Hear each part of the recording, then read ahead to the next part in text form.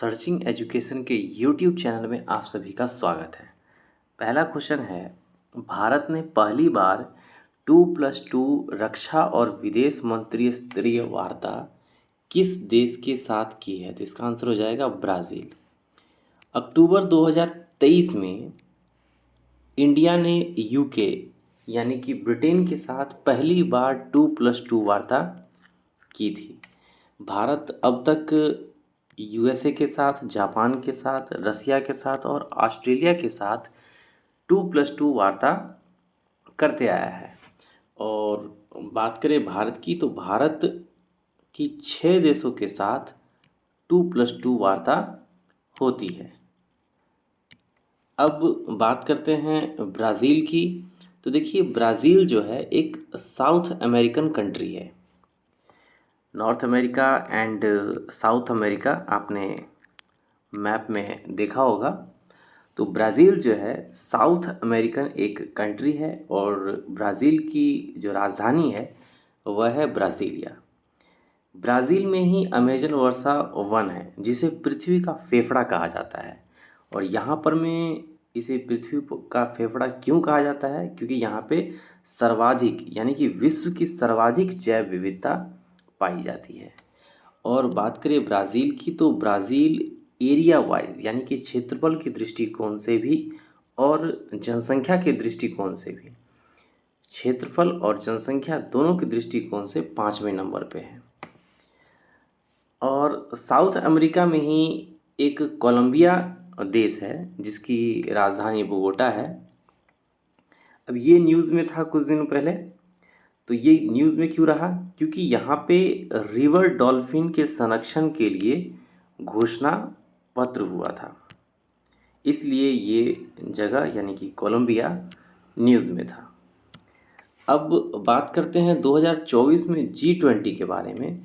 तो G20 जो host करेगा वो कौन करेगा? ब्राज़ील। और ब्राज़ील जो है ये कॉफ़ी के उत्पादन में पहला और यहाँ का एक सेंटोस बंदरगाह है जिसे कि कॉफ़ी बंदरगाह भी कहा जाता है। अब कुछ और महत्वपूर्ण पॉइंट्स देखते हैं, जैसे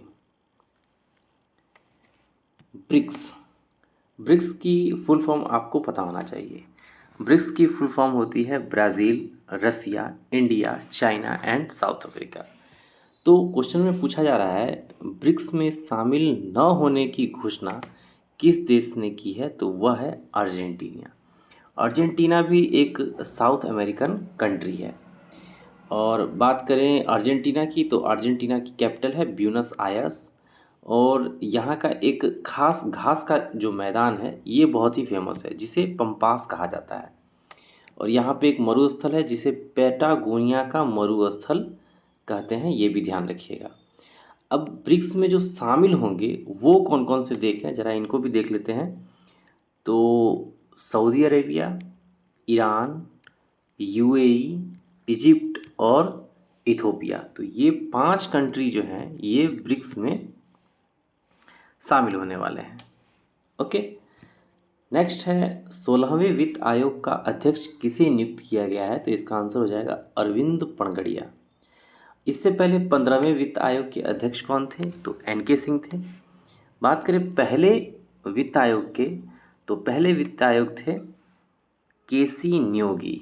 अब वित्त आयोग का जो आर्टिकल है, देखिए कुछ महत्वपूर्ण आर्टिकल होते हैं तो उन्हें भी देखते चलते हैं। तो वित्त आयोग से रिलेटेड जो आर्टिकल है वो है आर्टिकल 280, ध्यान रखिएगा।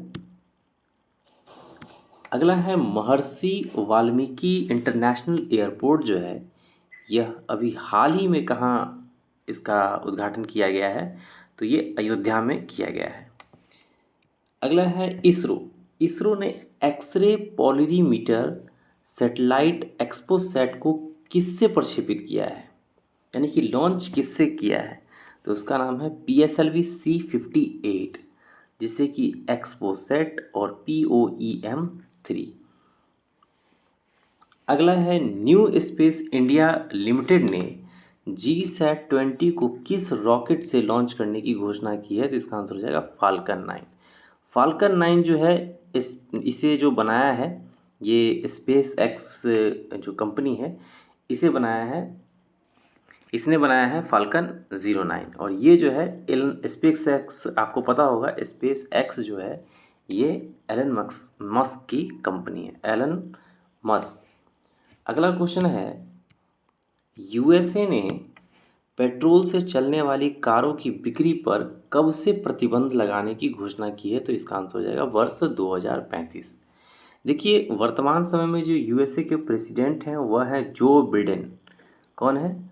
Joe Biden. और जो घोषणा की गई है, यानी कि पेट्रोल से जो भी कार चलती हैं उन पर प्रतिबंध लगाने की घोषणा जो की है ये 2035 तक कर दी गई है।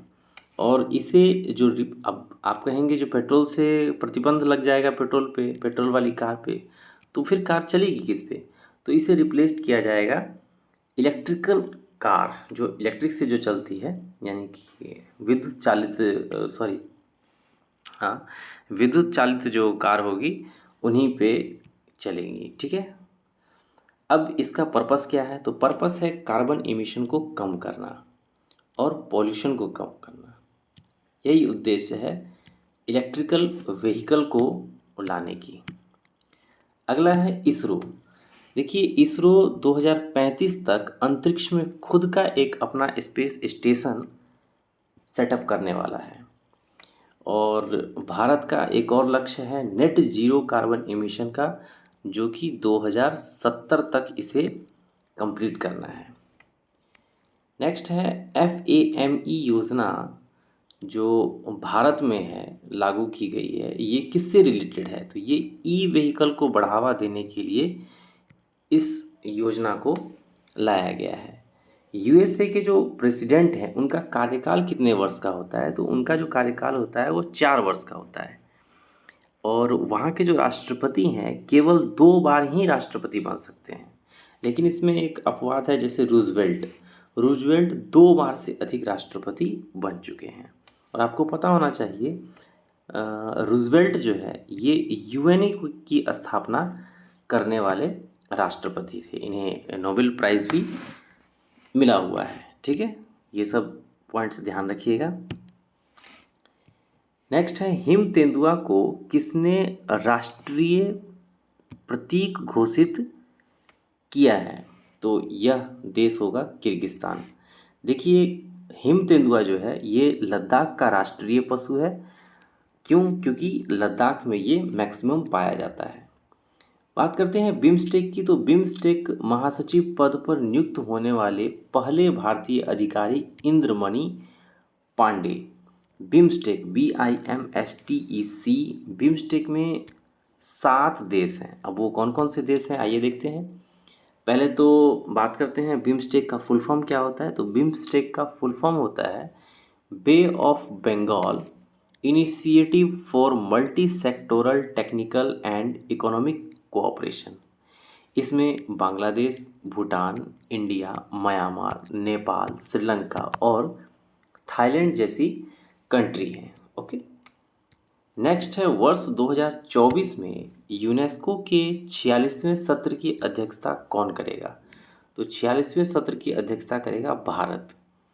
देखिए इससे पहले 2023 का 45वें सत्र का जो वर्ष 2023 का 45वां सत्र था उसकी अध्यक्षता की थी रियाद ने। और इस अध्यक्षता में यूनेस्को की 41वीं जो कह सकते हैं 41वें नंबर की जो साइट कह सकते हैं वह है शांति निकेतन, और 42वें नंबर का है होयसल मंदिर।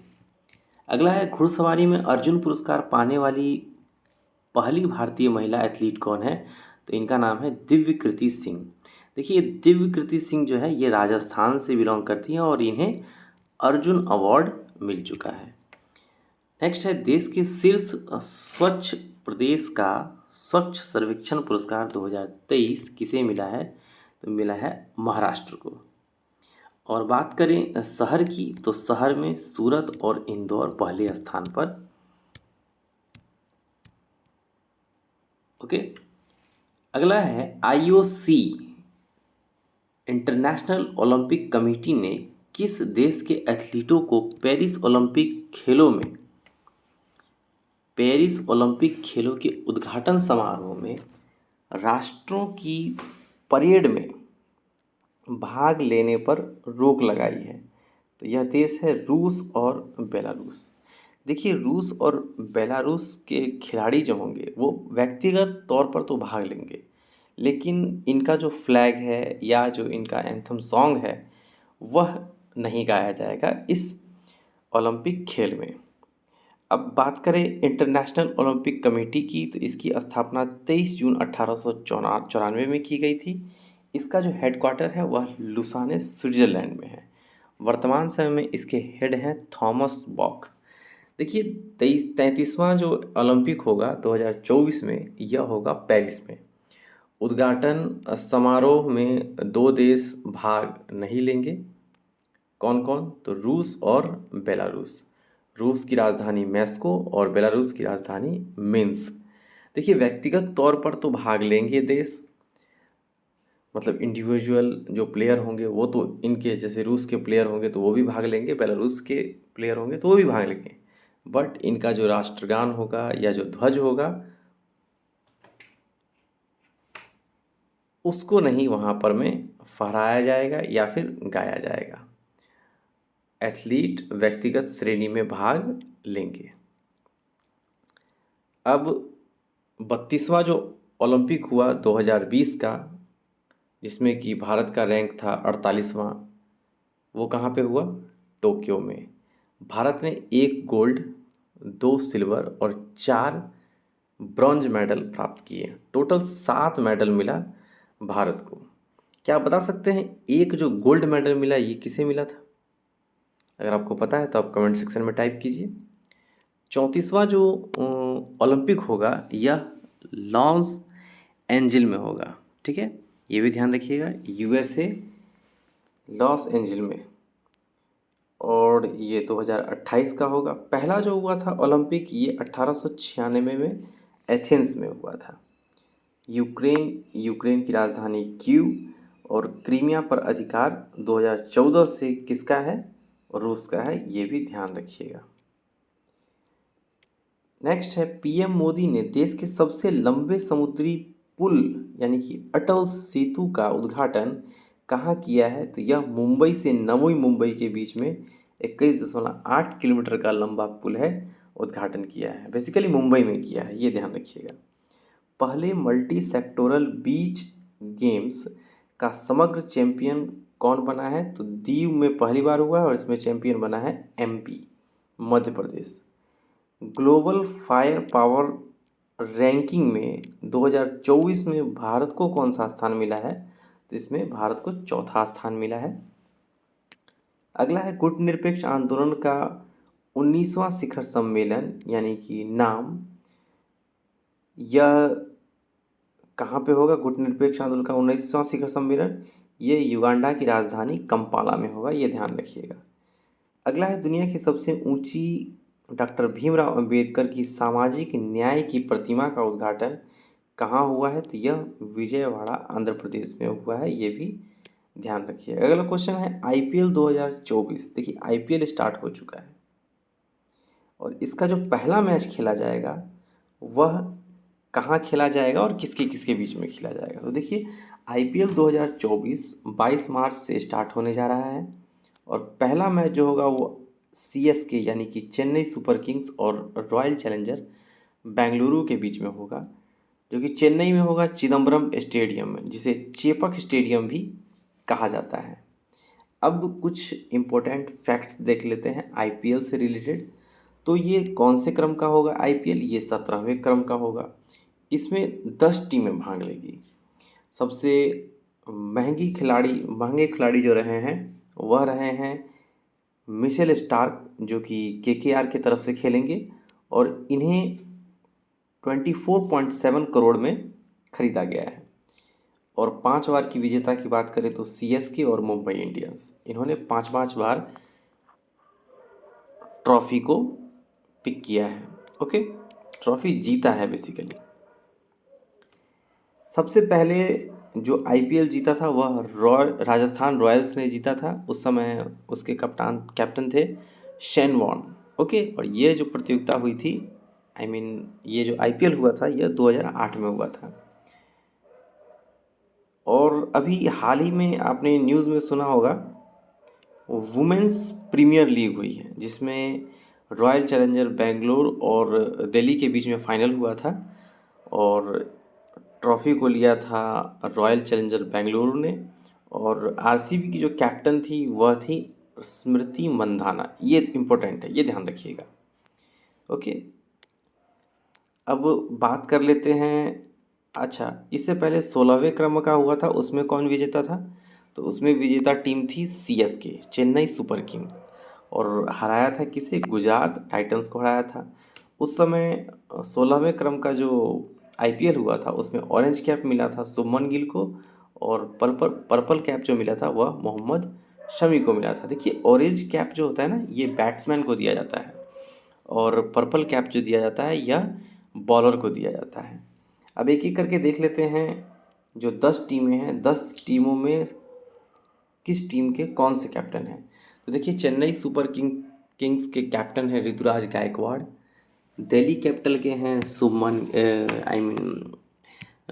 ऋषभ पंत। गुजरात टाइटंस के हैं शुभमन गिल। कोलकाता नाइट राइडर के हैं श्रेयस अय्यर। लखनऊ सुपर जायंट्स के हैं केएल राहुल। मुंबई इंडियंस के हार्दिक पांड्या।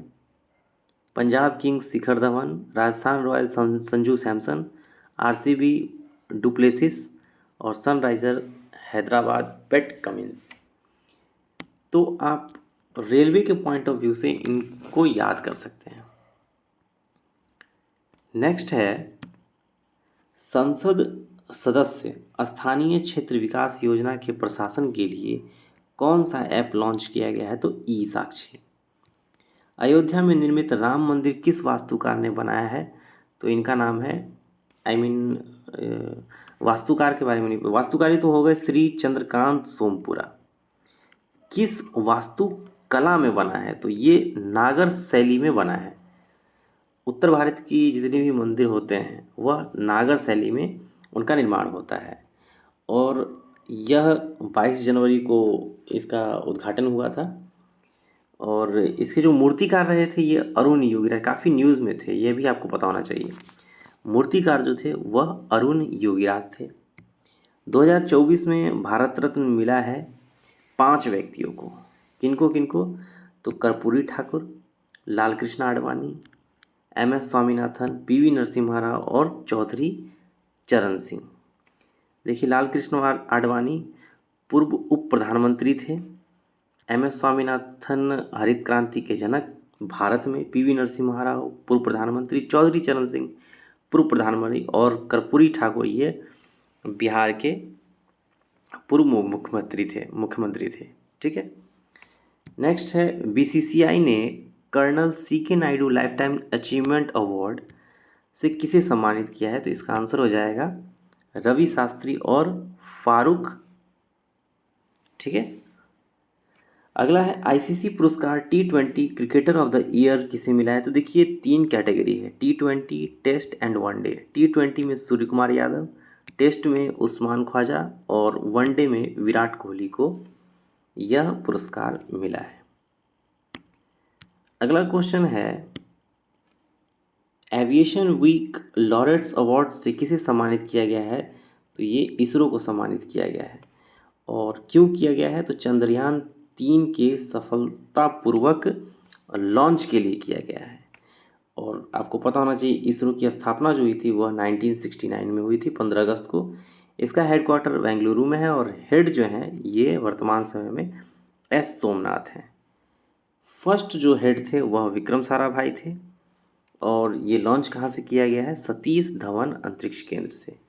चंद्रयान 3 के बारे में देख लेते हैं। तो चंद्रयान 3 जो है ये 14 जुलाई 2023 को लॉन्च किया गया था। और किससे? LVM-3M4 से लॉन्च किया गया था। सफलतापूर्वक जो लॉन्च हुआ था वह 23 अगस्त 2023 को लॉन्च हुआ। और लैंडर जो था वो विक्रम था और रोवर क्या था? प्रज्ञान।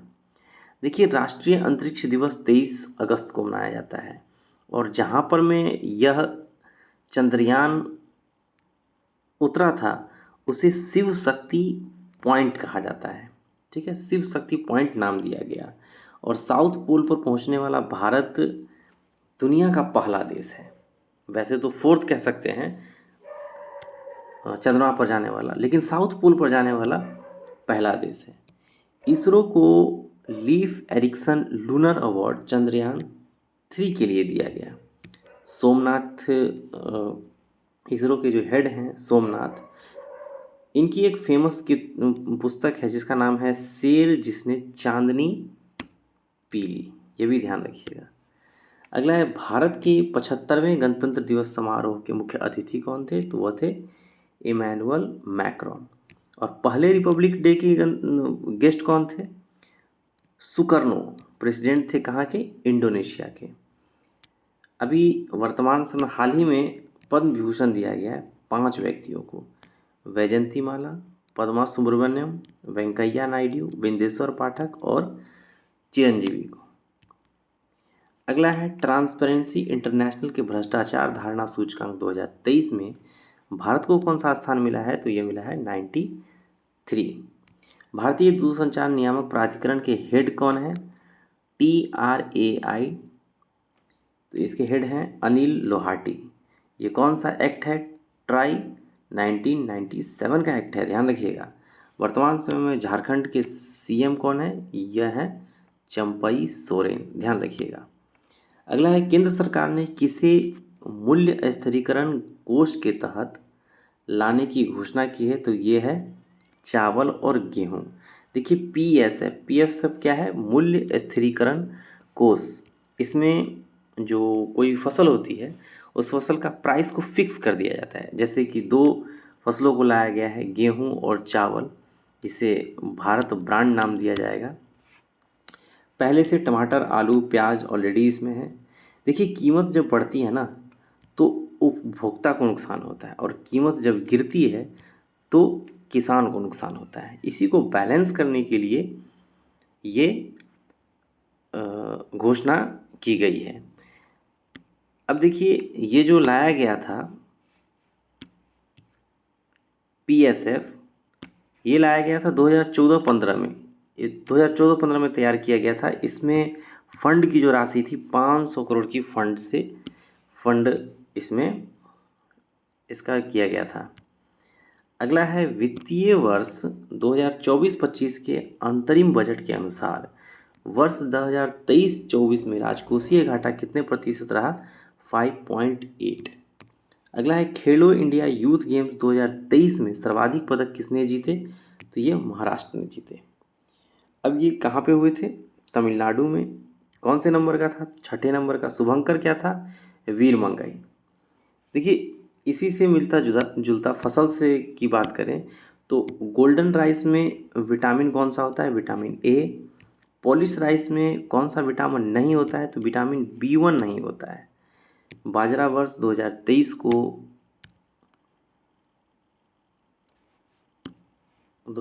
को जो है बाजरा वर्ष घोषित किया गया है। अगला है विश्व वेटलैंड्स दिवस 2024 का अंतर्राष्ट्रीय सम्मेलन कहाँ आयोजित हुआ? तो इंदौर में 2 फरवरी को। आपको पता है वेटलैंड दिवस हर साल 2 फरवरी को मनाया जाता है। भारतीय नौसेना में शामिल किया गया पहला सर्वेक्षण पोत कौन सा है? तो यह है INS संध्याक। INS संध्याक। बात करें उत्तराखंड के हाई कोर्ट की तो पहली महिला चीफ जस्टिस ऋतु बहरी बनी है पहली महिला चीफ जस्टिस ऑफ उत्तराखंड। अगला है गुड इनफ एनर्जी भारत की पहली बैटरी स्टोरेज गीगा फैक्ट्री कहाँ प्रारंभ की गई है? तो यह की गई है जम्मू कश्मीर में। देखिए गुड इनफ एनर्जी भारत की पहली बैटरी स्टोरेज गीगा फैक्ट्री है जिसका स्थापना किया गया है जम्मू कश्मीर में। और पर्यटन के लिए ज़मीन जो है यहाँ पर जम्मू कश्मीर में सबसे पहले किस राज्य ने ज़मीन ली है? तो ये महाराष्ट्र ने ली। देखिए शुरुआत में जो इसकी क्षमता होगी 7 गीगावाट होगी और 7 गीगावाट प्रति घंटा होगी। बट इसे क्या किया जाएगा, बाद में एक्सटेंड करके 20 गीगावाट कर दिया जाएगा। और CO2 जो होता है, ये इमिशन शुद्ध कार्बन, मतलब कार्बन को जो है, कार्बन के इमिशन को कम करना, इसका जो टारगेट रखा गया है शुद्ध शून्य कार्बन, ये कब तक का रखा गया है, 2070 का रखा गया है भारत का। अगला है ऐतिहासिक समान नागरिक संहिता विधेयक पारित करने वाला पहला राज्य कौन सा है। ये समान नागरिक संहिता का जो आर्टिकल है ये 44 है, ये ध्यान रखिएगा। और ये विधेयक पारित करने वाला राज्य है उत्तराखंड। पहले लाने वाला कौन था, गोवा, ये भी ध्यान रखिएगा। 4th खेलो इंडिया यूनिवर्सिटी गेम का आयोजन नॉर्थ ईस्ट इंडिया में हुआ, जिसकी शुरुआत गुवाहाटी, असम की राजधानी गुवाहाटी से, असम के गुवाहाटी शहर से हुआ।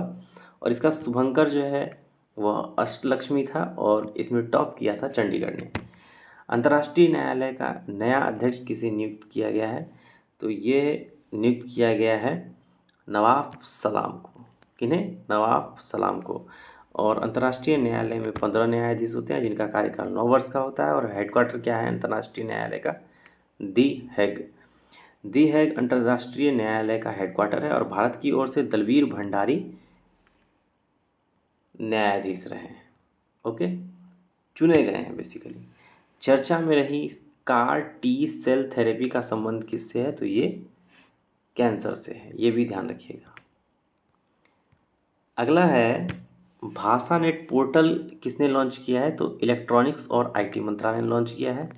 भाषा नेट पोर्टल है क्या, तो भाषा नेट पोर्टल एक इंटरनेट से रिलेटेड ये पोर्टल है। और इसे MeitY plus National Internet Exchange of India के द्वारा, जैसे मैटी है, ये मैटी रिलेटेड है इलेक्ट्रॉनिक और सूचना यानी कि इंफॉर्मेशन टेक्नोलॉजी से। और इसका उद्देश्य इंटरनेट तक पहुंच में भाषा अवरोध उत्पन्न न करे, डिजिटल समावेशीकरण। अगला है PM सूर्य घर मुफ्त बिजली योजना के तहत कितने यूनिट बिजली मुफ्त उपलब्ध होगी, इसका आंसर हो जाएगा 300 यूनिट। किस देश की अदालत ने मौत की सजा प्राप्त सभी 8 पूर्व भारतीय नौसैनिकों को रिहा किया है, इसका आंसर हो जाएगा कतर। अगला है वैश्विक जैव विविधता फ्रेमवर्क कोष की पहली बैठक होगी GBFF वाशिंगटन DC यानी कि USA में। केंद्रीय खेल मंत्री अनुराग सिंह ठाकुर ने 45वें शतरंज ओलंपियाड की मशाल किसे सौंपी, तो हंगरी, जिसकी कैपिटल है बुडापेस्ट। इसके वर्तमान समय प्रेसिडेंट कौन है, ये आप कमेंट सेक्शन में बताइएगा। और ये ओलंपियाड की जो मशाल सौंपी जाएगी ये 44वां, और इससे पहले 44वां जो हुआ था ये चेन्नई में हुआ था, और 45वां कहाँ होगा, हंगरी के बुडापेस्ट में। अगला है भारत की पहली हेलीकॉप्टर आपातकालीन चिकित्सा सेवा, ये कहाँ, UK में यानी कि उत्तराखंड में। अगला क्वेश्चन है प्रतिवर्ष विश्व वानिकी दिवस कब मनाया जाता है, 21 मार्च को, ध्यान रखिएगा। वर्ल्ड फॉरेस्ट्री डे ये 21 मार्च को मनाया जाता है। और कब से, 2012 से। थीम क्या है इसका, वन और नवाचार। 21 मार्च को नस्लीय भेदभाव उन्मूलन दिवस, 22 मार्च को विश्व जल दिवस और बिहार दिवस, 20 मार्च को खुशहाली दिवस और गौरवैया दिवस मनाया जाता है। कुछ महत्वपूर्ण देखिए, 23 सितंबर को दिन और रात बराबर होता है, जिसे विषुव इक्विनॉक्स। योगा डे 21 जून को मनाया जाता है, उत्तरी गोलार्ध में सबसे बड़ा दिन होता है, जिसे ग्रीष्म अयनांत भी कहा जाता है। 21 मार्च को दिन और रात बराबर होता है, जिसे इक्विनॉक्स कहा जाता है, विषुव। उत्तरी गोलार्ध में 22 दिसंबर को सबसे बड़ी रात होती है, जिसे शीत अयनांत कहते हैं। तो ये ज्योग्राफी से रिलेटेड था। इसरो ने मौसम उपग्रह इनसैट 3DS को किसने लॉन्च किया है, तो GSLV F-14 से लॉन्च किया है। अगला है 58वां ज्ञानपीठ पुरस्कार किन्हें मिला है, तो जगत गुरु रामभद्राचार्य और गुलजार को मिला है, ये ध्यान रखिएगा। अगला है प्रवासी भारतीय संरक्षण सम्मेलन CMS COP 14 कहाँ पर आयोजित हुआ है, तो ये उज्बेकिस्तान में आयोजित हुआ है। सुप्रीम कोर्ट ने चंडीगढ़ के मेयर पद पर किसे विजेता घोषित किया है, तो कुलदीप को विजेता घोषित किया है। अगला है चंद्रमा पर सफलतापूर्वक टच डाउन करने वाली दुनिया की पहली निजी कंपनी कौन सी है, तो इंट्यूटिव कंपनी है और इसका जो रोवर है वो क्या है, Odysseus. Next and last question, बांधों नहरों में पानी की वास्तविक समय की जानकारी के लिए पोर्टल लॉन्च करने वाला पहला राज्य Rajasthan. For real time monitoring, इसका उद्देश्य है बाढ़ सूखा समय से पहले नियंत्रित कर लेना। वर्तमान समय में राजस्थान के CM हैं भजनलाल शर्मा। देखिए, देश के सबसे लंबे केबल ब्रिज सुदर्शन सेतु का उद्घाटन कहाँ हुआ, गुजरात में। दुनिया की पहली वैदिक घड़ी का उद्घाटन उज्जैन में।